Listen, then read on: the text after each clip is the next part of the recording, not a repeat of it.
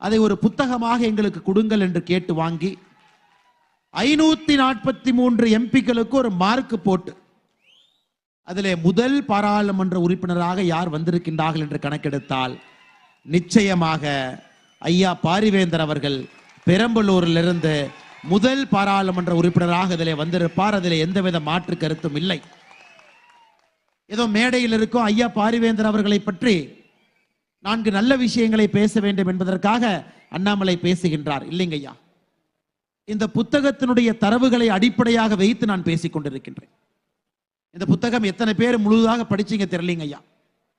இந்த புத்தகத்தை படிச்சீங்கன்னா தெரியும், 5 ஆண்டுகள்ல பாராளுமன்றத்தில் ஐயா பாரிவேந்தர் அவர்கள் எழுப்பியிருக்கக்கூடிய கேள்விகள் 268, பங்கேற்ற விவாதங்கள் 39, தனிநபர் மசோதாக்கள், அதாவது இவருடைய பெயரில் சொந்த முயற்சியில தனியாக இவர் கொண்டு வந்திருக்கக்கூடிய மசோதா